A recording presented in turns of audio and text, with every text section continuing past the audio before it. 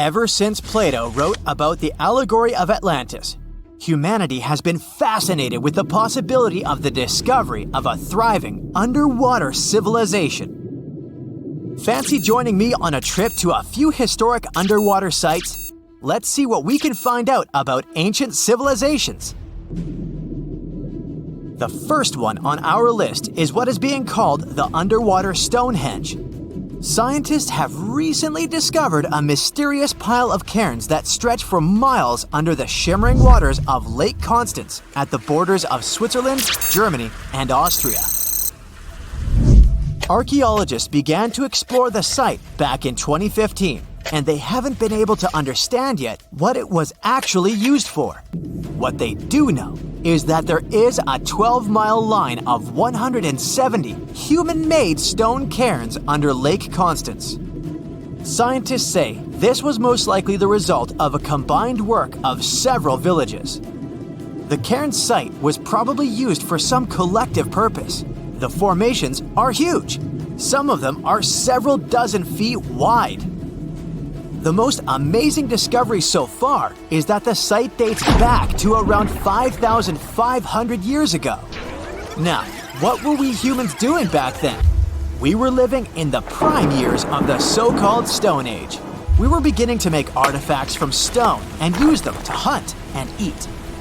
Can you imagine what a knife and fork might have looked like back in those days?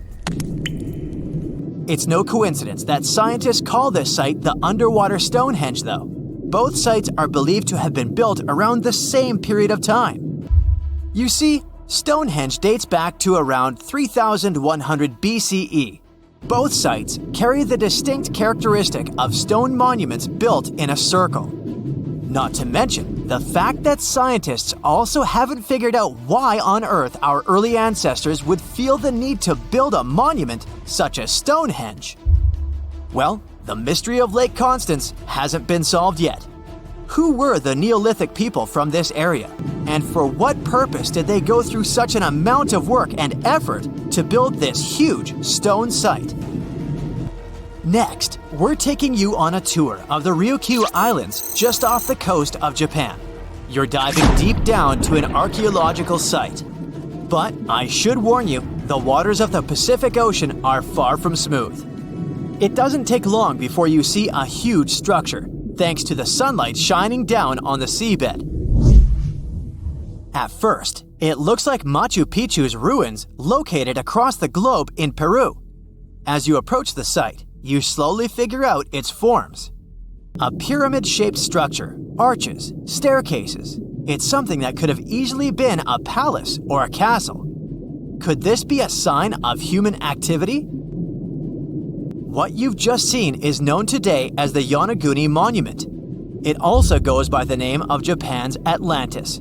The entire monument is about the size of 5 soccer fields and the height of a 5-story building. Its most surprising feature is its expanse of terraces. Explorers and scientists believe that Yonaguni might be 10,000 years old. But whether it's a human-made structure or a natural formation is still under debate.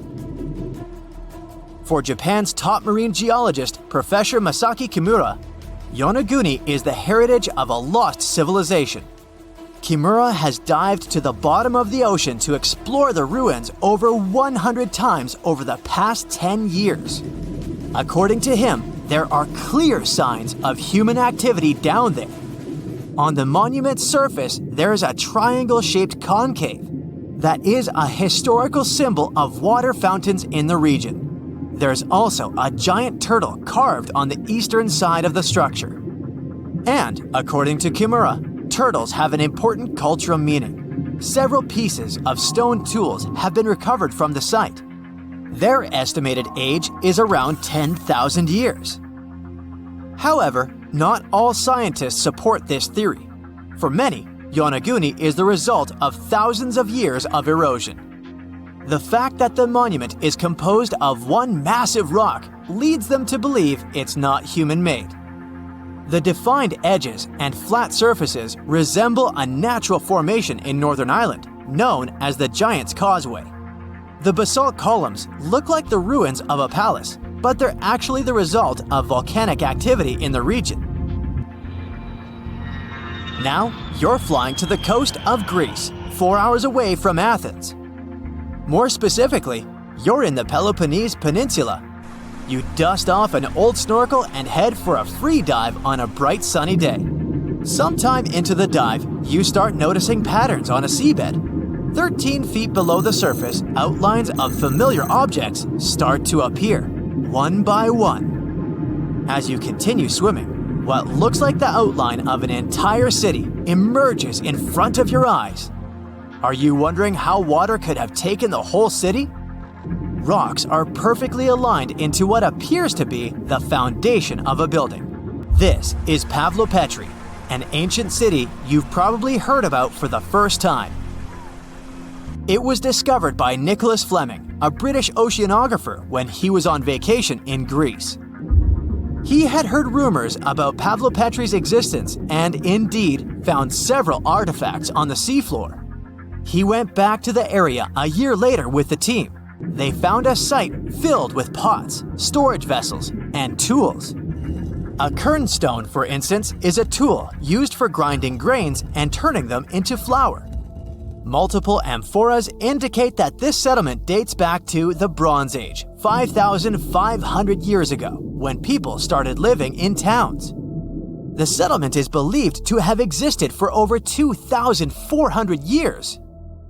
Today, Pavlopetri is considered the oldest submerged town ever discovered, and what's impressive is that it wasn't a simple village. It was a vibrant port city with stone buildings, a marketplace, streets, and even squares. The next stop on our voyage is one of today's most famous underwater cities that has been turned into an archaeological park. The city of Port Royal in Jamaica exists only below the surface, but in 1692 it was one of the wealthiest cities in the Western Hemisphere. Port Royal was the center of the British Empire at the time and an important trade city that attracted people from all over the region. It was also home to real-life pirates of the Caribbean. On the morning of June 7, 1692, the people of Port Royal met a different fate than they had probably expected. The city woke up shaking. People were thrown out of their beds by the power of a massive earthquake, ranking 7.5 on a Richter scale. One survivor said he had seen Earth opening up and swallowing the whole town.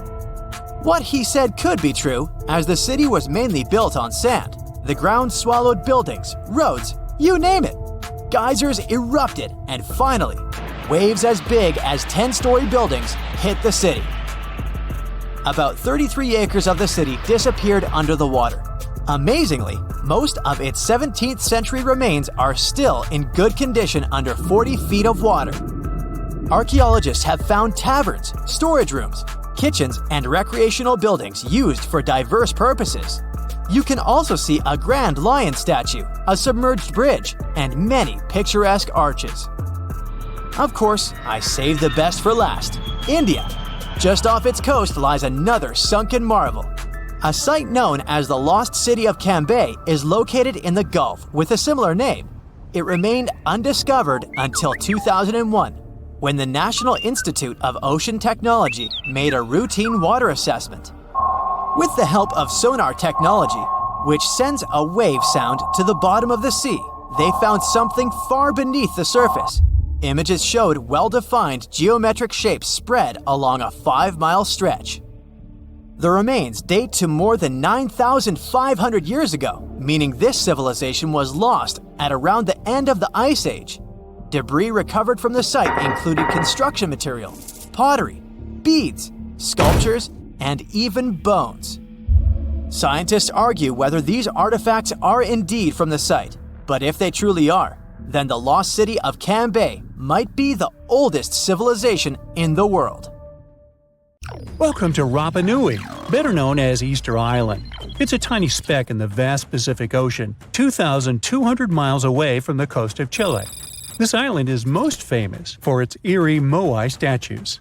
This place is also home to one of the most mysterious writing systems in the world, called Ronga Ronga. We found it on 27 small wooden tablets.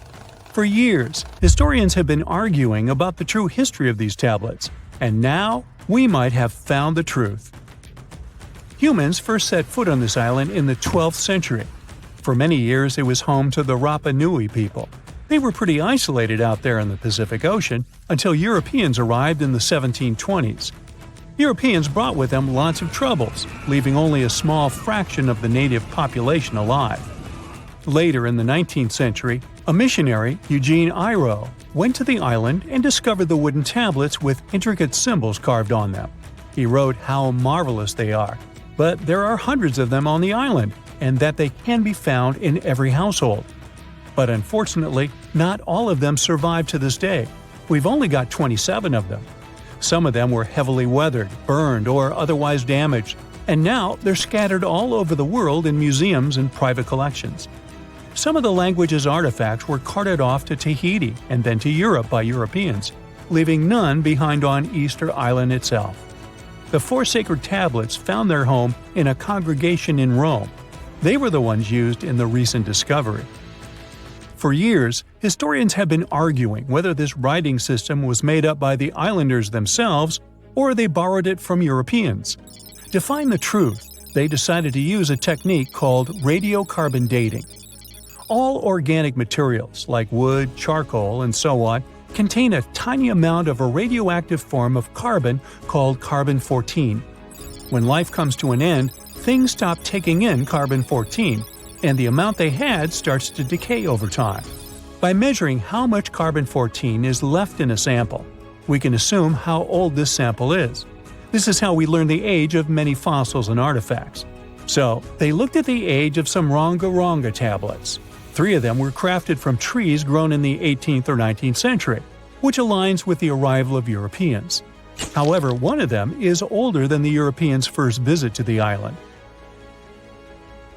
There are 2 reasons to believe that Rapa Nui people created this writing system themselves. First, Ronga works differently from European languages. Decoding it is a pretty hard task. Unlike English, this language boasts over 400 unique glyphs, none of which resemble any known writing system. There were many attempts to decipher this language, and none of them were successful so far. And second, one of the tablets is shown to be from around the 15th century, before the Europeans arrived. The problem is that radiocarbon dating can only tell us when the wood the tablet was made from was cut down, not when the writing was put on it. And since we've only got one tablet to go by, this isn't enough to be completely sure. On the other hand, why and where would they preserve cut wood for over 200 years just to grab it and write something on it one day? But anthropologists and historians say that it's possible. Scarce wood resources might have led the islanders to reuse old driftwood, which could be centuries older than the writing itself. This is known as the old wood problem in archaeology. Plus, the tablet looks very preserved. It was maintained to protect it from wood-damaging insects, humidity, and so on. That's why it survived over the centuries. Whatever is written on it, it was probably important for the Rapa Nui people. Now, all of these are guesses and clues, but scientists are cautiously optimistic.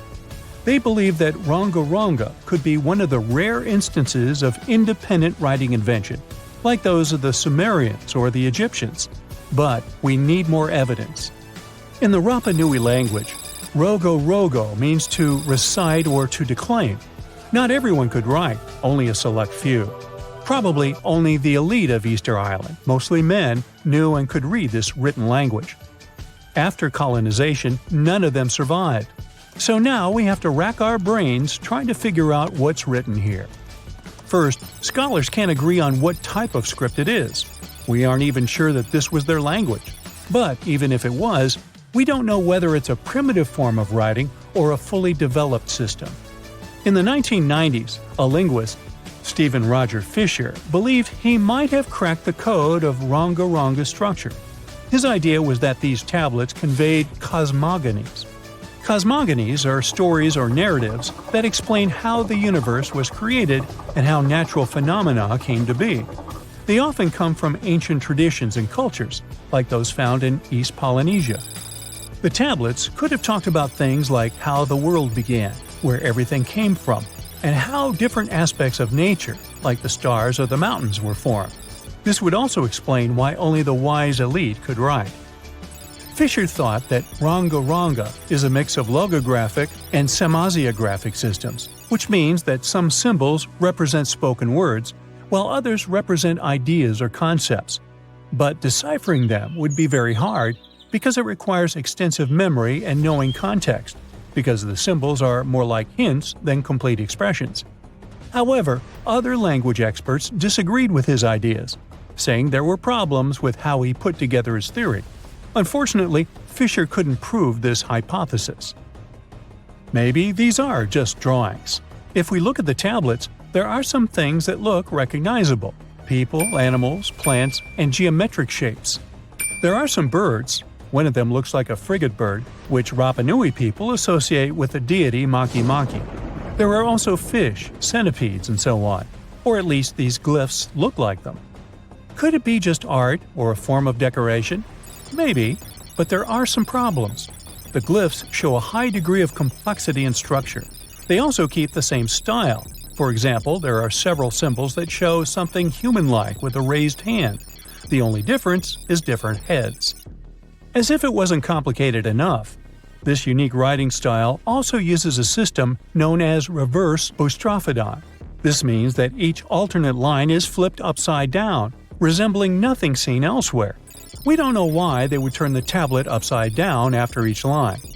But all this shows that they had some sort of system and organization behind these symbols. Plus, it seems like they use these tablets every day for some practical purpose. But there's some hope for the future. New technology, like AI and other computer programs, might help us understand lost languages. We already started creating algorithms that could help us solve other mysteries, like the Voynich manuscript. Academics even organized the Vesuvius Challenge, a machine learning competition that, in 2023, cracked the riddle of the ancient Herculaneum scrolls. The scrolls were buried under volcanic mud after the catastrophic eruption of Mount Vesuvius in 79 AD. In real life, the scrolls are very fragile, so deciphering them would be a very hard task. But with digital scanning and machine learning, it's much easier. They have a rich history. They most likely belong to the personal library of an Epicurean philosopher named Philodemus. These scrolls contain very important insights into Greek philosophy and Latin literature. If we decipher more of them, we'll learn more about the rich history of the Roman Empire. The most exciting accidental discovery I've made in my life was a $10 bill in my old winter jacket. Some folks are luckier though, as they find underground cities from centuries ago or make inventions that turn them into millionaires. Velcro was invented after a routine walk in the woods.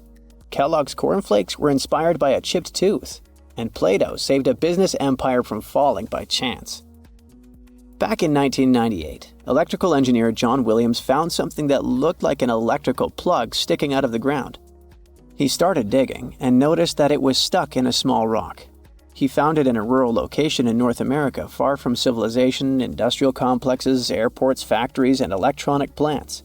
This piece of electronics embedded into a solid granite stone got the nickname Enigmalith and a price tag of $500,000. Some scientists are sure it's a big hoax and not a souvenir left by some visitors from space, as Williams claims. But the finder of the rock wanted to prove that it was a real piece of ancient technology, some sort of an electrical connector. If it's not a hoax, then this little find could be proof that humans, or some other civilization from the past, were way more advanced than we ever thought. They must have managed to invent a way to transmit electricity long before humans in the 19th century. He offered scientists to take a look at this find and establish what it really is without breaking the rock open, but there were no takers. Williams consulted an engineer and a geologist, and both confirmed there were no traces of glue on the electronic component. It hasn't been welded either, so it must be as old as the rock, which is around 100,000 years old, according to geological analysis. Dr. John Kellogg had a philosophy of biological living with regular exercise, massage, plenty of water, zero bad habits, caffeine, and no meat. At the end of the 19th century, he looked over a health institute in Michigan. He once whipped up a mix of flour, oats, and cornmeal. He thought that by baking whole grains at high temps, they'd be easier on the stomach and healthier overall. He baked the mix twice and first made cookies, but a patient chipped a tooth on that version. Then he decided to break it into small pieces. It's hard to pinpoint exactly how Kellogg cornflakes came to be, with so many versions of the story floating around. Kellogg's wife, Ella, and his brother Will both claim they played a role in creating the flakes, along with several other family members and sanitarium staff. The company lore says that it all went down one night in 1898, when some wheat-based cereal dough was left out too long, fermenting in the process. When rolled out thin, the slightly moldy dough turned into these perfect large thin flakes that got all crispy and yummy in the oven. Over the next few years, Will Kellogg kept tweaking the recipe and realized that corn, not wheat, made even crunchier, tastier flakes. His brand, Kellogg's Corn Flakes, has grown into a multi-billion-dollar company.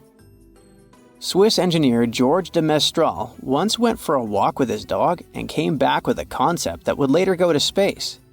Once they got back from the woods, de Mestral noticed that his pants and his dog's fur were covered in the tiny barbs of the cocklebur plant. He examined the burrs under the microscope and noticed that they were shaped like tiny hooks that stuck to loops on clothes and fur. He decided to recreate that natural tech to design an extra strong fastener, one with many practical uses. He was testing different materials for his invention for so many years and finally settled on nylon. He also needed to design a special type of loom that could weave the fibers in the right size, shape, and density. It took de Mestral a total of 14 years until he introduced the world to Velcro, which means velvet and hook in French. De Mestral was hoping his invention would replace the zipper on clothes, but the fashion world found Velcro cheap-looking and unattractive. But NASA didn't think so, and used Velcro for astronaut spacesuits and helmets in the 1960s. Now, Velcro is used everywhere, from footwear to toys to airline seat cushions. Before the middle of the 20th century, most homes were heated with coal. It left soot throughout the house, which was especially visible on wallpapers. Tikal Products was the largest company that sold wallpaper cleaner, but in the 50s, more and more people switched to gas, oil, and electricity, and the sooty buildup problem was mostly solved. The owner of Tikal Products was trying to save his business. Meanwhile, his sister-in-law read that wallpaper cleaner could be used to make holiday decorations.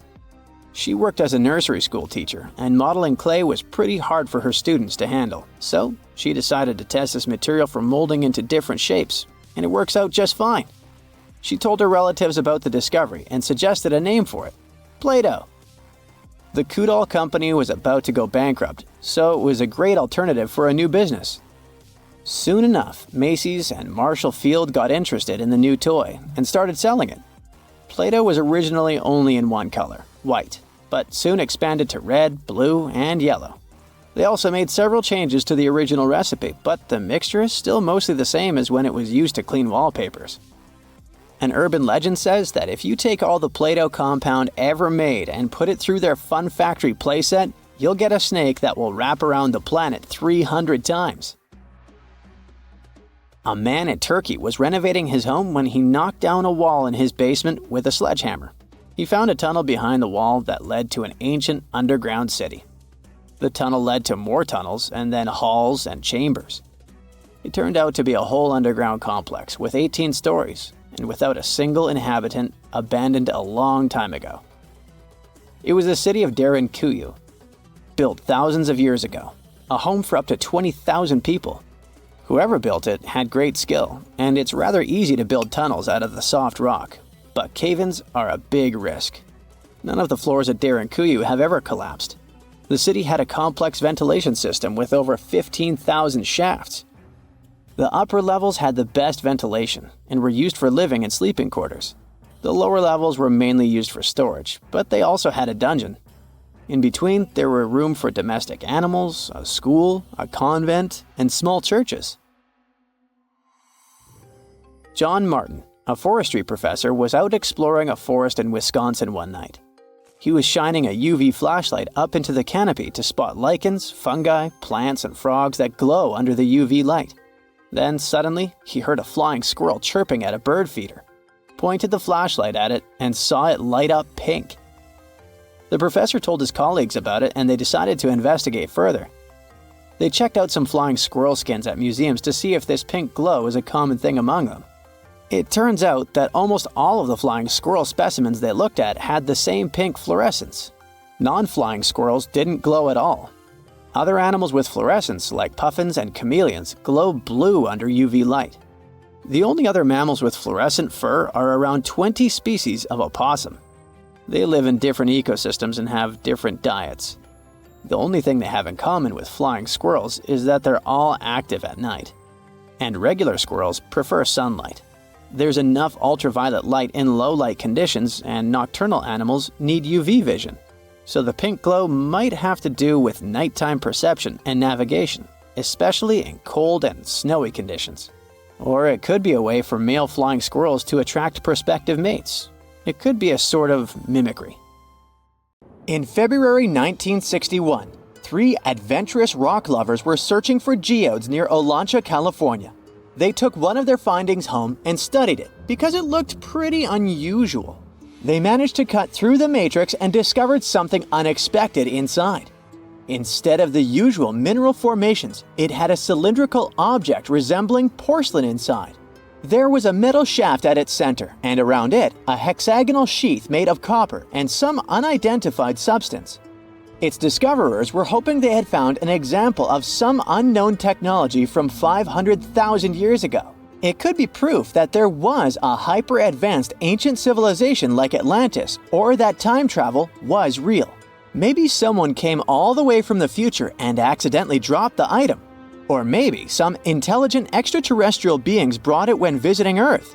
If any of these theories were true, it would mean that scientists have to completely rewrite all human history as we know it. But not everyone shared the excitement, and truth seekers and alternative archaeology circles were trying to solve the mystery of the so-called Koso artifact until the late 90s with theories and debates. Then a group of skeptics took images and x-rays of the discovery and showed them to spark plug collectors. They have identified the artifact as a spark plug with corroded metal components from the 1920s and not ancient technology at all. Almost 20 years later, one of the co-discoverers of the artifact agreed to take it for inspection at the University of Washington. They officially confirmed it was a 1920s-era champion spark plug. And the stone matrix containing the artifact wasn't a geode, but a concretion. Those can form because of natural processes over decades or years, but not millennia. The Koso artifact is a good example of an out-of-place artifact, which is a thing in pseudo-archaeology. It's something found in a place or time where it shouldn't logically be. These artifacts seem too advanced for the time period they're found in. They could also mean human activity existed when humans weren't supposed to be around. The Baghdad Battery is another example of such an artifact. It was found in the 1930s by a German archaeologist and consists of a clay jar, a copper cylinder, and an iron rod going through the jar's stopper. Its top, which was broken off, probably had been sealed with asphalt. Its discoverer noticed that it had 2 different metals and possibly an electrolyte, which are key components of a battery. There are no ancient writings to support this theory, but when scientists ran tests and filled it with an ionic solution like vinegar or wine, it showed that it could conduct electricity. If it really was a battery from 2,000 years ago, it might have been used in ancient medical practices, or even embedded in statues to make it look like they were buzzing to impress people. Kionich, who found it, believed it was used for electroplating, a process for coating metals. Even if it was used as a battery, the Baghdad artifact could only produce a small amount of energy, around 1 volt of electricity. So, some people believe it was used as a storage container for sacred scrolls. Back in the 1930s, a couple stumbled upon something strange while walking along Red Creek in London, Texas. It was a piece of wood sticking out of what looked like an ancient rock formation. Around a decade later, their son, who was really curious to find out its secret, decided to crack open the rock and found a surprisingly modern hammer inside. This discovery caught the attention of Carl Bau, a young Earth creationist who claimed the rock surrounding the hammer dated back to the Cretaceous period. He saw it as evidence against evolutionary theory. After some investigation, scientists proved that the rock was not as ancient as it seemed. Geological processes have just encased the modern hammer over time, so it wasn't evidence of humans coexisting with dinosaurs like the Flintstones, as some hoped. It was just a case of a miner dropping his hammer centuries ago and nature doing its thing. A Chinese archaeologist supposedly stumbled upon some caves that seemed to serve as a burial ground for small beings with big, oval heads. Alongside these remains, there was rock art depicting figures with round helmets, the sun, the moon, the earth, and stars connected by groups of pea-sized dots. They also found over 700 mysterious stone discs etched with spiral grooves. Things got even weirder when these discs were sent to a Chinese professor who claimed the grooves were actually written characters. According to his translation, the discs told the tale of Dropa visitors from another planet who had crashed their spaceship on Earth about 12,000 years ago and had tried to live among us until they were hunted down by locals. But there's no concrete evidence that any of this actually happened. The story was first published back in the 1960s in a couple of articles, but it all seemed a bit fishy. None of the people involved, the archaeologist, the professor, or even the university they supposedly worked at, seemed to have left any trace in the records. And while there is a group in Tibet called the Dropa, they're fully human, not extraterrestrial visitors, and there's no solid proof that the Dropa stones exist at all. In a remote part of China, there are some bizarre pipe-like formations known as the Beigan pipes. A local explorer found them back in 1996, protruding from Mount Beigan and along the shores of Tosan Lake nearby. Some people thought they were the work of ancient guests from other planets. When samples of the pipe material were tested, they contained mostly common minerals, but there was a mysterious 8% of unknown stuff. Special testing revealed that these pipes had been there before humans. Chinese geologists later visited the site and suggested that these pipes were formed naturally over time. It could be sediment piling up in the fissures in the earth, or even fossilized tree roots from the area's lush past, but it's not certain.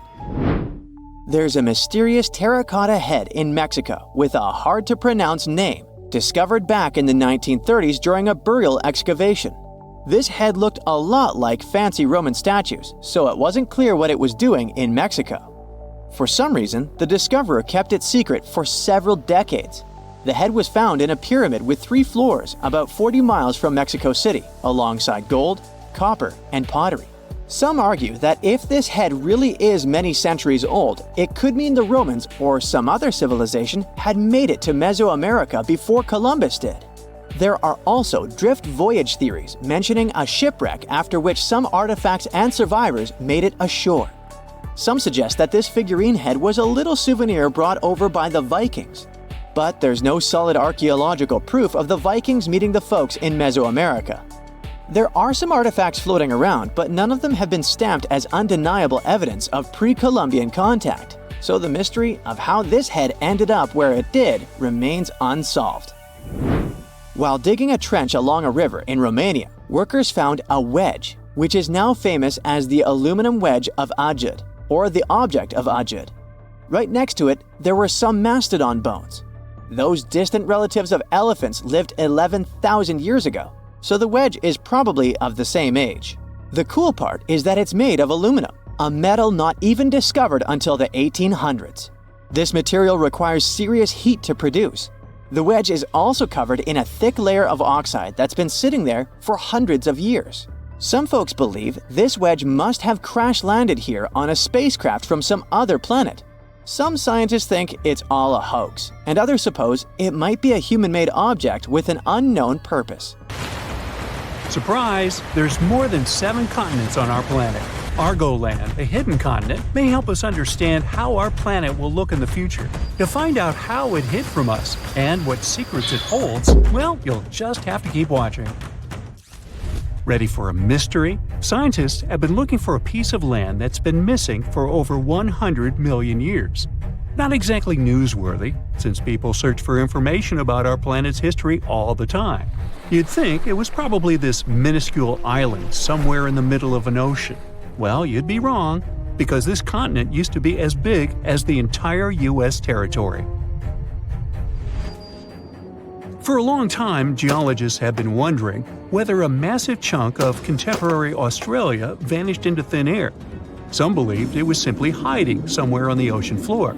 But thanks to some Dutch specialists and 7 years of investigating, we now know there are bits and pieces of this lost land mixed underneath the lush jungles of Southeast Asia. The continents we see in our geography manuals these days are like scattered pieces of a puzzle. There's even a nice experiment you can conduct to see for yourself. Find a world map online and print it out. Cut out all of the continents and play around with them for a while. You'll see they all fit together. Probably the most striking thing you'll see is how South America perfectly fits near Africa. If you close up the oceans that were formed in the last 200 million years, the continents look like they form a giant letter C. And that C is what scientists call the supercontinent Pangaea.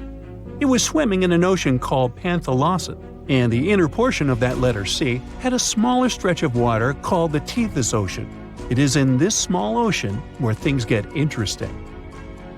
Back in the Jurassic period, this vanished continent, which scientists started calling Argoland, vanished and left a hole in Australia, now known as the Argo-Abyssal Plain. Geologists initially believed this was all due to a process called subduction. It's when one piece of the Earth's crust dives under another and recycles it into the planet's mantle. Usually, specialists track this continental vanishing through off-scraping. That's how they figured out, for instance, that India bumped into Asia and gave us the majestic Himalayan mountains. But for Argoland, things were a bit more complicated. Bits and pieces were popping up in places like Myanmar and Indonesia, but they behaved like these time-traveling relics, looking way older than when Argoland supposedly separated from Australia. It immediately raised the question: if one continent can behave so weirdly, how many others are out there doing the same? Thankfully, scientists have now put together the entire timeline of Argoland and figured out its mystery. It didn't sink or get swallowed up.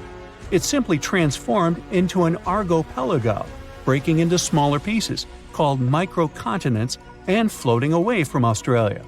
These mini-continents then took a little journey before settling down in Southeast Asian jungles. This discovery fits right into the whole Pangaea puzzle.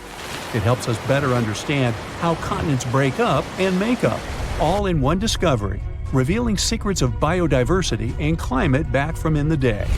If you'd like to find out more secrets about history, civilization, or random day-to-day objects, be sure to like this video and subscribe to the channel. Like, for instance, the mystery behind this invisible species line in Indonesia. It's called the Wallace Line, named after the British explorer Alfred Russel Wallace.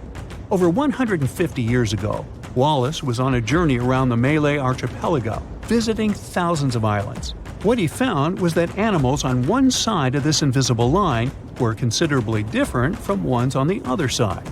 This invisible line is like a wall between marsupials and tigers, for instance, or honey-eaters and trogons. But now we know that around 35 million years ago, Australia broke up with Antarctica and collided with Asia, and this continental love triangle triggered significant changes. It didn't just change the way the land looked, it also messed with the species of animals on each side of the Wallace Line. In more recent times, a bunch of specialists published a study saying this collision and climate chaos made Asian species comfy living in the Malay archipelago. Meanwhile, the Aussie animals weren't as happy with the new environment. It was too hot and wet for some, and others just couldn't handle the tropical island lifestyle. The discovery of this continental shift towards Asia might also explain a recent finding of a human species that didn't seem to make any sense either. You see, in this hidden cave in the Philippines, archaeologists stumbled upon a new human ancestor. It seems that about 50,000 years ago, on the island of Luzon, there was this ancient human-like species. The lead researcher believed this finding was crucial for understanding human evolution in Asia, and it named this new species after the island, Homo luzonensis. Now, here's where it gets a bit confusing. The bones found by archaeologists had one small problem. They had a weird mix of traits that hadn't been seen together in any other hominid species. Smaller teeth, similar to ours, yet hands and feet that were more like our ancient humanoid ancestors.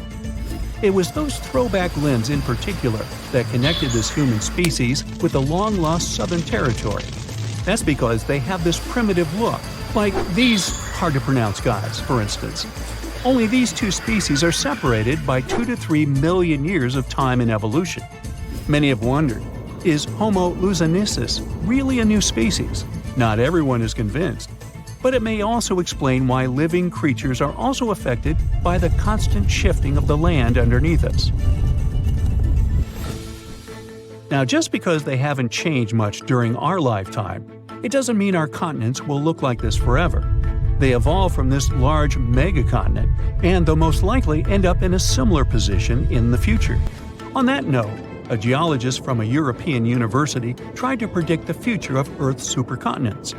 As a starting point, he used an earthquake that occurred in Portugal back in 1755, when tectonic plates behaved a bit differently than they should have. After years of research, he came up with a theory in 2016. He believed that the stitches between these tectonic plates might be coming apart, setting the stage for a bigger rupture. It's like when glass cracks between two holes in a car windshield. If this happens, a subduction zone could stretch from the Mediterranean all the way up past Ireland, bringing volcanoes, earthquakes, and new mountains to these areas. If all goes according to this plan, the Atlantic Ocean will disappear, and so will the Pacific, turning into one large stretch of water. Instead of the 7 continents we know today, we'll get a new supercontinent, which he called Archaeological, because it would have Australia and the Americas at its heart. Now, it's not the only possible scenario, though. Novo Pangea might be another, and it's easy to foresee. The Atlantic stays open and the Pacific closes. Then there's Amasia. For this one, you'd have to imagine the Arctic Ocean closing and the Atlantic and Pacific staying open. Everything shifts to the north around the North Pole, except Antarctica. One final scenario would be called Pangea Ultima. Slow down the spreading in the Atlantic, and a new subduction plate pops up on the America's east coast. Well, either way, if all the continents collide in the future once more, some say it won't be fun to experience. It's believed that in around 250 million years, we'll feel like we're being trapped in a sweltering, soggy plastic bag. Weirdly, that bag will be the best place to live on Earth, the coastal areas. As for the inland spots, they'll be sizzling, like a desert on fire. Many of the species of animals we know today might not make it. As for us humans, we'll need to be creative if we want to withstand the heat. We should be thankful, though. These digital models are still great because we can use them to test all sorts of interesting ideas. For example, how these supercontinents would mess with tides. Taking future space travels into consideration, these models can help us understand the climates of exoplanets too. Those are located outside our solar system.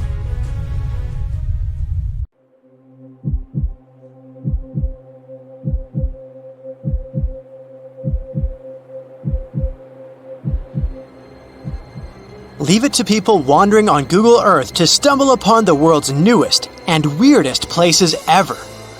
Like this mysterious pyramid discovered in Antarctica. Soon enough, the internet blew up with all sorts of theories regarding this unusual shape. Could it be a sign from a different life form? Is this pyramid indeed natural, or is it man-made? For starters, it's not the first time we've discovered a pyramid in the Antarctic. The first one was observed by the British Antarctic expedition in the 1910s and kept secret for a long time. Its discovery being kept hidden only added to the mystery. A second such structure was discovered in 2016, which further increased the interest in the matter. The mystery was soon enough deciphered by scientists. These formations are just mountains. They're located near the Ellsworth Mountains, a range over 250 miles long, so they're just mountain peaks that have broken through the ice sheet. As for their particular shape, it's just a coincidence. Pyramids are found throughout nature. The Matterhorn in the Alps and Mount Ballenstinder in Iceland, for example, are quite similar in terms of shape. As for the official name of these peaks, they're called nunataks, or peaks of rock peeking through a glacier or an ice sheet. Antarctica has way more incredible features, like the fact that it's home of 60 to 90% of the world's fresh water. That's because its ice sheet is the biggest on our planet, stretching across 5.4 million square miles. I'll spare you the calculations, but that leaves only 1% of the continent ice-free. Antarctica's ice reaches 2.7 miles thick at its deepest point, meaning half the height of Mount Everest. Should it ever melt completely, our sea levels would rise to roughly 200 feet. It wasn't always this cold, though. At some point in our planet's history, Antarctica had some average temperatures as the city of Melbourne has today. It took a lot of research, but scientists figured out that Antarctica's temperatures could have reached up to 62.6 degrees Fahrenheit. Sure, that was 40 to 50 million years ago, but if you think about it, it was at the same time when dinosaurs roamed our Earth. Time is also different on this icy continent. All the lines of longitude that help us calculate different time zones merge into a single point at the South Pole. Here, there are 6 months of daylight in the summer, followed by 6 months of complete darkness during the colder season. So, scientists working here stay, on average, in the same time zone they've come from.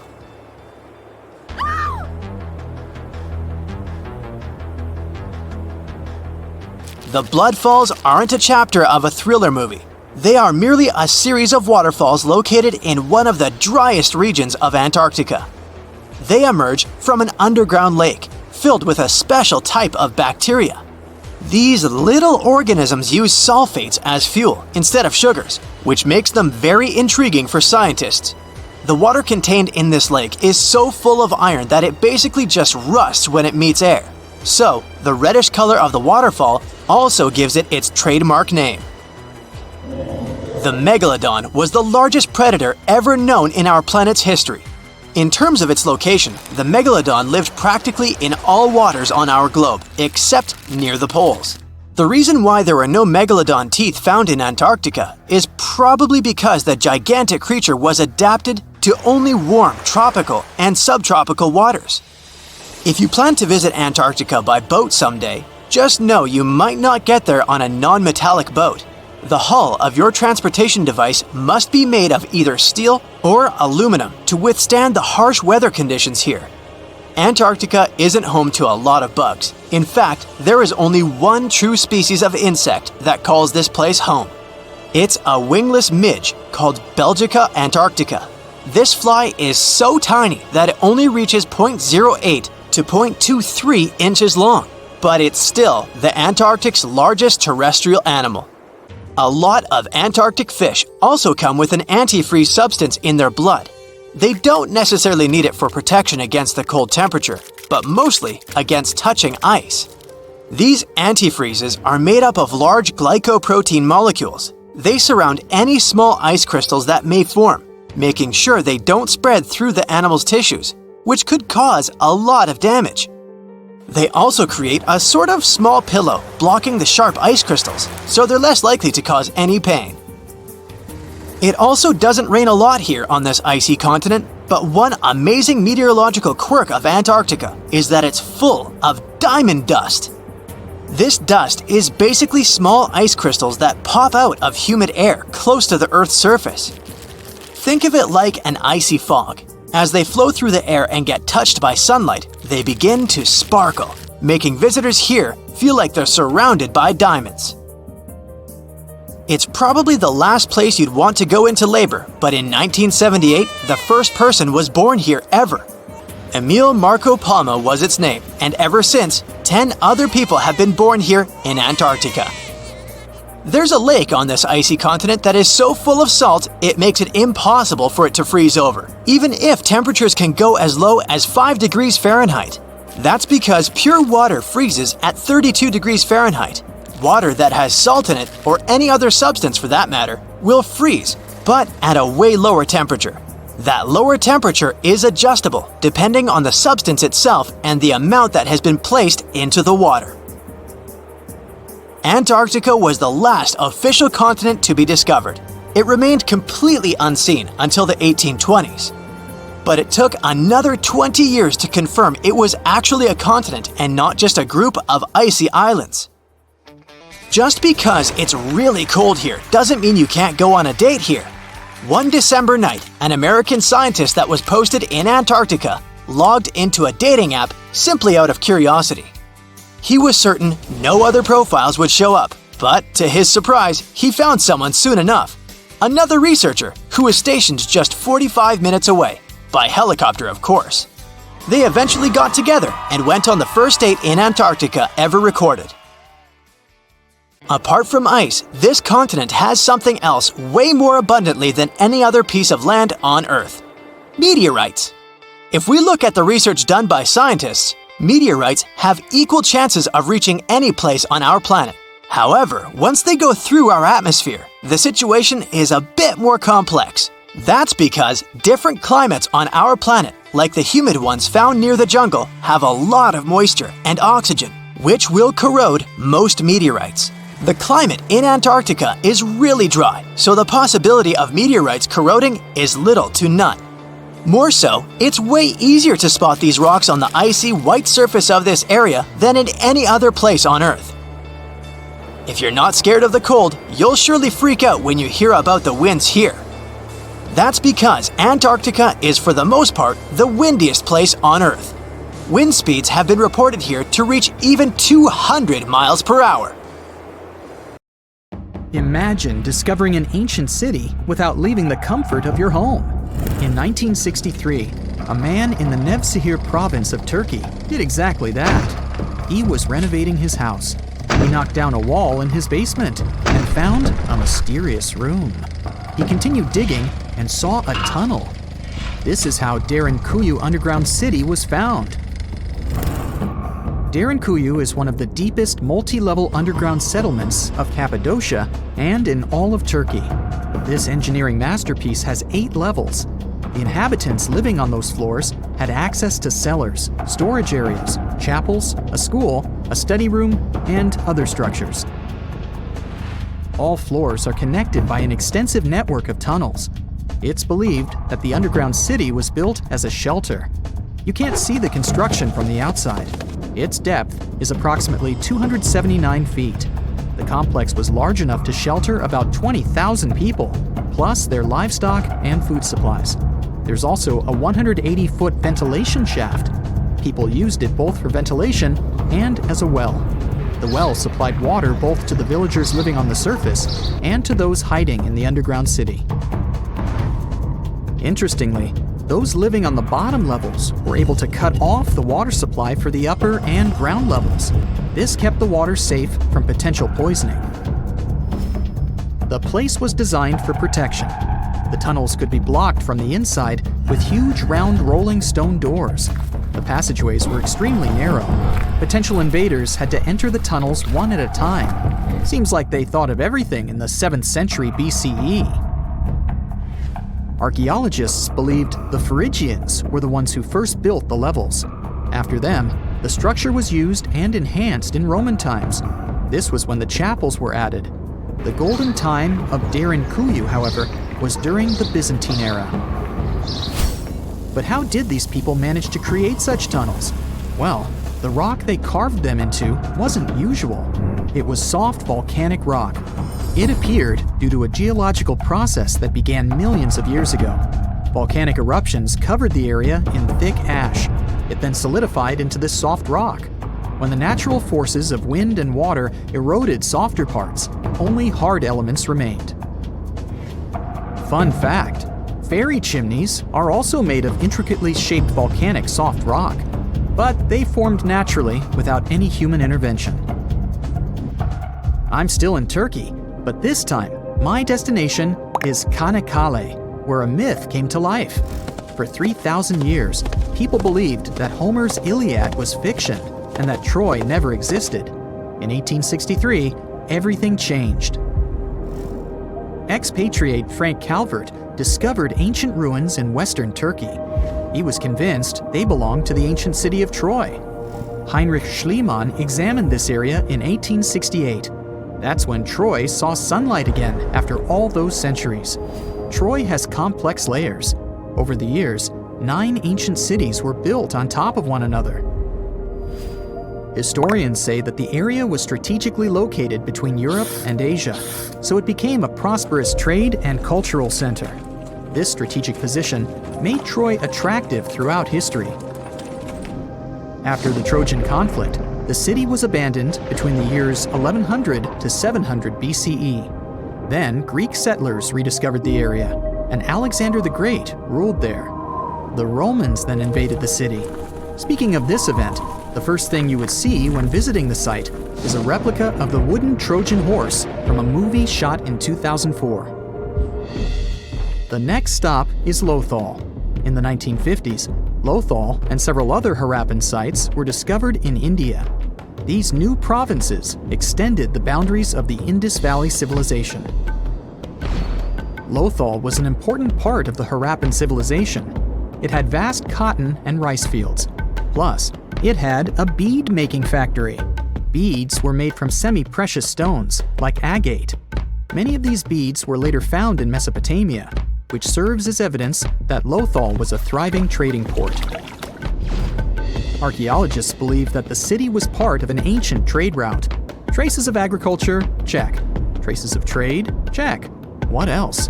The remains of residential buildings, streets, bathing pavements, and drains. Some real city planning, and impressive examples of early urbanization. The town was well constructed. There were modern houses. Some of them had 6 rooms, bathrooms, a large courtyard, and even a veranda. Lothal also had the world's oldest known dock. It linked the city with the Sabarmati River and the trade route. The ancient Mayan city of Calakmul is located in southern Mexico in the tropical forest of the Tierras Bajas.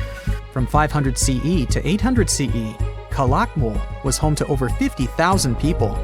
There was a central plaza surrounded by outer districts. And if we count both the inhabitants of all those outer areas and those who lived in the center, Calakmul had a population of more than 1.5 million people. It was a city that was habitable for 12 centuries. It's believed that the place had more constructions than any other excavated Maya settlements in the region. After 1000 CE, the Maya civilization there faced a downfall. The settlement that was once the center of Mesoamerica was almost completely abandoned. The ancient city was at the heart of the second largest tropical forest in America. The site is well preserved, so today, if you were to visit it, you would be able to picture what life looked like in ancient Mayan times. The city remains include architectural complexes and sculpted monuments, defensive systems, quarries, water management features, agricultural terraces, massive temple pyramids, and palaces, not to mention a variety of body ornaments and other accompanying objects. It proves that complex state-organized societies lived in this tropical forest. The Mayans depicted nature in their paintings, pottery, sculptures, rituals, and even food. I'm moving on to a place people thought didn't really exist. The city of Heracleion appeared only in a few inscriptions and ancient texts. Turns out, it was waiting to be discovered for thousands of years. Scientists searched the majority of the coast of Egypt. But then, archaeologist Frank Gaudio and his team detected a colossal face looking at them from under the water. The ancient city of Heracleion was discovered completely submerged 4 miles off Alexandria's coast. In the ruins of the lost city, there were 64 ships, 700 anchors, and a treasure trove of gold coins. Archaeologists consider a 16-foot tall statue and the temple remains the most important findings discovered by the expedition. Back then, the city had ceremonies and celebrations that took place in the Temple of Amun. The ruins and artifacts were made from granite and diorite, so they were in good condition even after having been in contact with water for centuries. They give people a glimpse into what life was like 2,300 years ago in one of the most important trade ports of the world. The city had a network of canals. You can think of it as an ancient Egyptian Venice. The canals linked many separate harbors and anchorages. Towers, temples, houses, and other structures were also linked by bridges. Heracleion was the country's main port for international trade and the collection of taxes. No one really knows how the city ended up submerged, but archaeologists connect it with natural causes. At the end of the 2nd century BCE, most probably after a flood, Heracleion got covered with water. Then, Alexandria, the city founded by Alexander the Great, became more glorious than Heracleion. Before Alexandria's fame, Heracleion was the main port of entry to Egypt. So, after the disaster, many ships heading for Heracleion had to change their route and go to Alexandria. Heracleion lost its glory until its rediscovery in 1933. Mesa Verde is an American national park in Colorado. The park is the largest archaeological preserve in the U.S., with more than 5,000 sites, including 600 cliff dwellings. Mesa Verde means green table in Spanish. The name comes from the shape of the mountains in the area, with flat tops and steep sides. The park is an ancestral Puebloan archaeological site. Starting from 7500 BCE, a group of nomadic Paleo-Indians seasonally lived in Mesa Verde. They were hunters, gatherers, and crop farmers. They built the first pueblos in the region. By the end of the 12th century, the Mesa Verdeans began constructing massive cliff dwellings, which are now the best-known structures in the park. So, imagine you're 15 and you get bored of playing video games. Instead, to pass the time, you decide to give some attention to an old hobby of yours, tracking down lost Mayan cities. You've heard that some ancient civilizations are said to have built entire cities based on constellations, so you decide to check out whether that was true for the Mayans. You find a book containing all the constellations the Mayan civilization believed to exist. You open good old Google Maps and map every ancient Mayan city discovered to date. You start seeing that this information actually matches. And truly, the biggest ancient Mayan cities correspond to the brightest and biggest stars of the Mayan constellations. Okay, this is getting interesting. You manage to map out over 100 ancient cities when you suddenly notice something strange.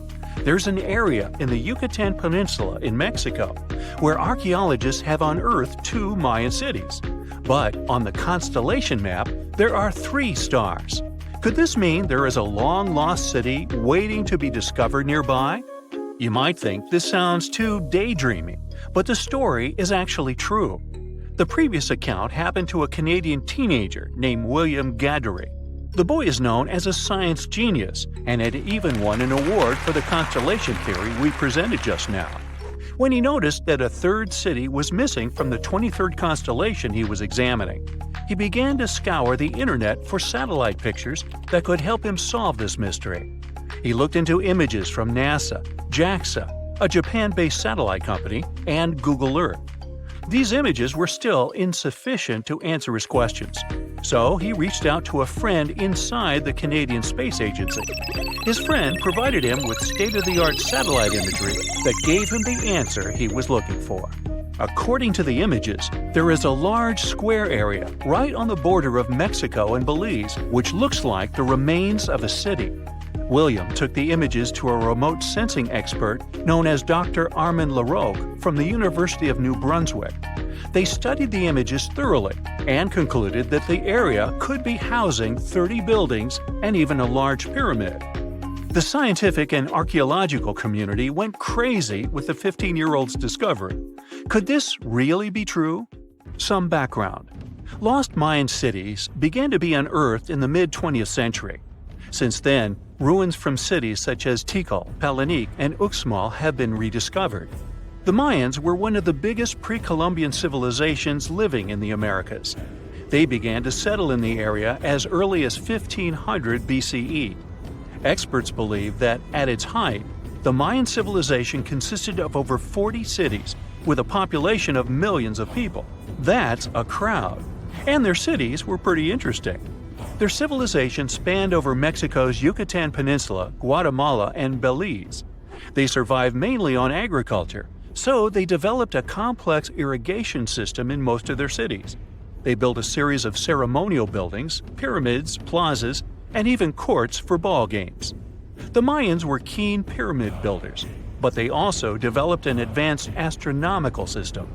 With whatever ancient technology they had, they were able to predict the exact location of planets, such as Venus and Mars, and they were able to predict the exact dates of eclipses. That's why the methodology William used to discover this long-lost Mayan city was unusual, but not completely surreal. The Mayans were keen astronomers, so it wouldn't be too strange that they built their major architectural feats in relation to the sky, would it? And they wouldn't be the first ones to be doing so.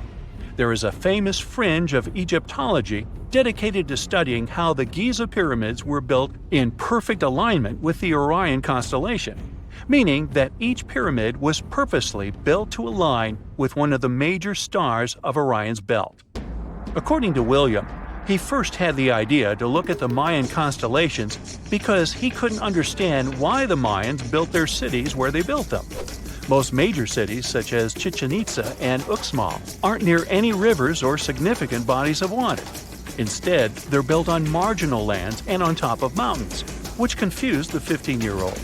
His next thought was that it might have something to do with astronomy.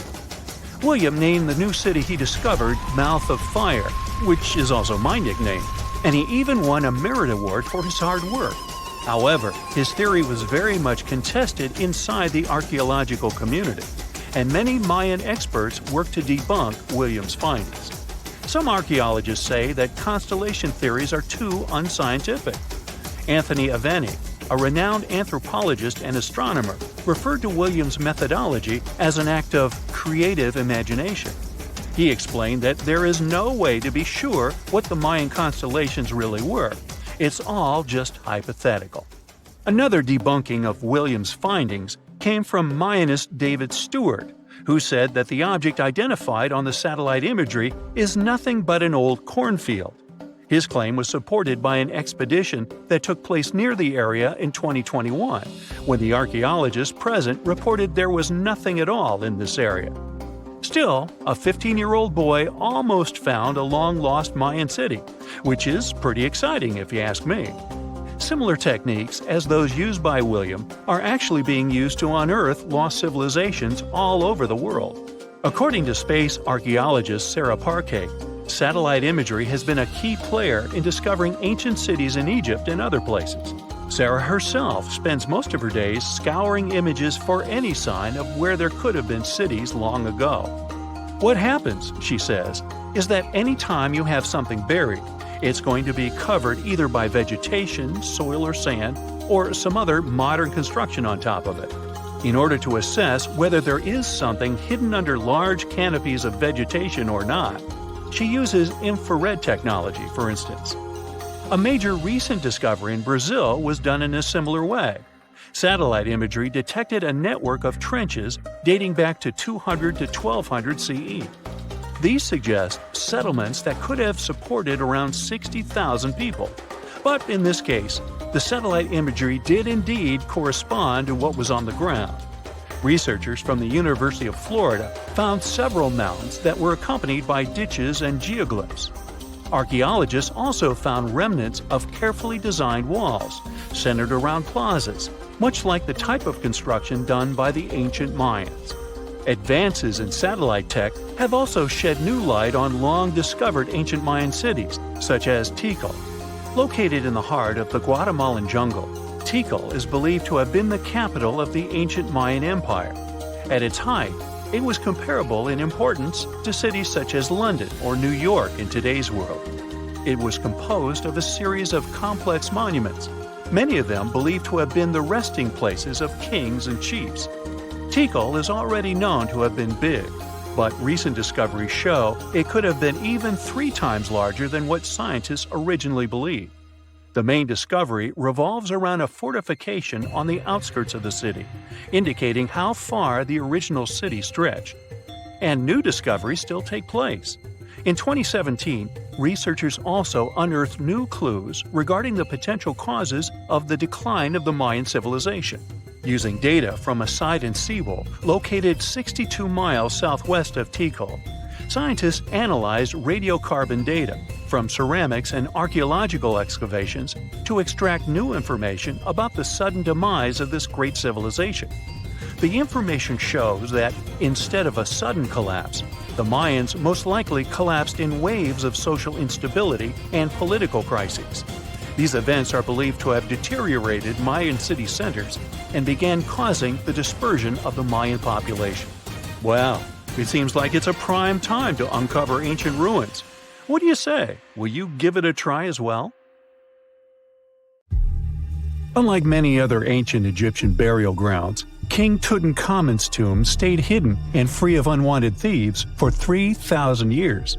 One reason was that the tomb was smaller than average and tucked away in a place called the Valley of the Kings. This area was already being extensively explored by the time they stumbled upon Tut's spot. The entrance was all covered in debris from building a nearby tomb, which must have also helped keep it a secret. There were also zero writings or signs on the outside of the tomb. Time passing also played a part in keeping it in amazing shape until the 1920s, when a man named Howard Carter finally made it in. But was Carter that big of a hero? Some recent findings say he might have been sneakier than initially thought. People used to think Carter wasn't just a glorified treasure hunter, he was a true archaeologist. Before Tut, he had been on a relentless quest for Egyptian artifacts. He discovered his interest in these unusual objects when he was a child, and soon started drawing the sculptures and inscriptions that were found in ancient tombs. After stumbling upon the remains of King Tut, Carter spent a decade recording and processing all sorts of objects, like golden thrones, chariots, and statues from Tut's tomb, shipping them down the Nile to Egypt's museum in Cairo. Well, at least that was the official story. More recent discoveries claim that not all of the objects made it to Egyptian officials. A secret letter seems to uncover Carter's little 10 for them, 1 for me policy. The letter in question was sent to Sir Alan Gardiner, a philologist and friend of Carter's, dated from 1922. In these writings, Carter mentioned having found the tomb and was asking his buddy for some advice. In another letter from 1934, Gardiner seems to be thanking Carter for an amulet, which was sent to him as a thank you gift. Carter was adamant that it didn't come from Tut's tomb, but evidently it did. Even the British director of the Egyptian Museum was onto Carter's sneaky endeavors, but couldn't prove it. He compared Gardiner's amulet to others from Tut's tomb, and lo and behold, they were a perfect match. Gardiner was so disappointed to have been put in such a sticky situation that he vented to Carter in another letter. Deciding to be a good friend, Gardiner didn't throw the famous archaeologist under the bus. Instead, he advised Carter to take those stolen goods back to Cairo, just like he'd advise you to like this video and subscribe to the Brightside channel for more amazing videos on the most unique topics in history. It's not the only shady piece of information on Carter's post-discovery behavior. In 1947, a man named Alfred Lucas, who used to work with a controversial archaeologist, gave some information in an obscure journal in Cairo. He claimed that Carter sneakily cracked open the burial chamber door himself. Then he sealed it back up like nothing had happened before the official uncovering. Now, why would he do that? Well, the same theory suggests that Carter and his crew might have entered the tomb early so they could get their hands on some ancient goodies. Obviously, these people couldn't risk having such objects sold while they were still alive, but made sure they were auctioned off after they passed. Carter, though, never confessed to anything. He made no official denial either, but the Egyptian government couldn't risk any more mysterious disappearances, so they prohibited him from entering the tomb for a while. Some have connected this apparent stealing to the curse of King Tut. If you've never heard of it, know that it became quite the scary tale soon after King Tutankhamun's resting place was uncovered. It claimed that anyone messing with the tomb of the boy pharaoh would face some serious bad luck. It's not all dramatic like a mummy going on an aggressive spree, but word got out that the people involved in disturbing King Tut's lair met some mysterious, untimely ends. The main untimely passing related to this supposed curse is that of George Herbert, the 5th Earl of Carnarvon. He was this British aristocrat who helped fund the search for the tomb. He passed away just a year after the tomb was opened.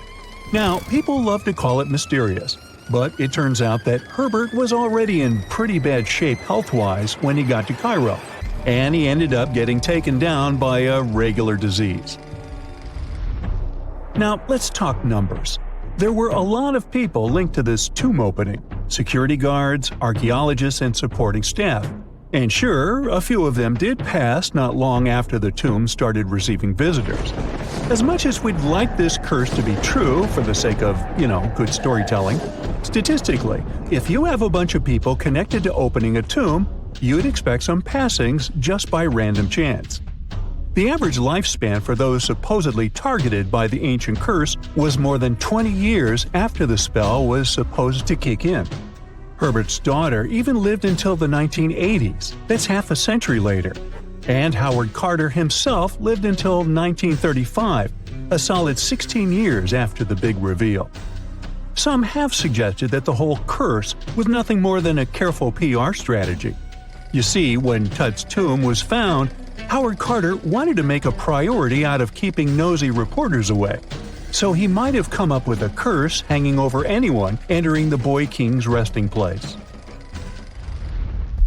But what was stolen from King Tut's tomb anyway? Well, some jewelry to begin with. It might have been snatched by Howard Carter himself, according to a French specialist. He did some intensive research by looking at old pictures taken from inside the tomb back in the 1920s. He compared those images to various objects from museums and auction houses. He soon started to piece together the whereabouts of some of Tut's jewelry. First up, there's this collar that used to be on Tut's chest. It was all broken into pieces, and some parts went via Carter to the Nelson Atkins Museum in Missouri. Meanwhile, other bits ended up on a necklace owned by some unnamed people who tried to sell it in 2015 but failed. Even the Nelson Atkins Museum agrees, as they've confirmed the information on their website. Then there's a headdress piece. Some beads from it that once belonged to Tut apparently got stolen by Carter too. They were also strung into a necklace and are now being held at the St. Louis Art Museum.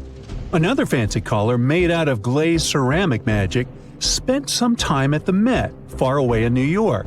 Thankfully, it was sent back to Egypt a bit over a decade ago. This seems to have been, as you'd expect by now, also stolen by Carter. Missing artifacts aside, King Tut still gave a ton of amazing objects that helped us learn more about this incredible ancient culture. Starting with the famous burial mask.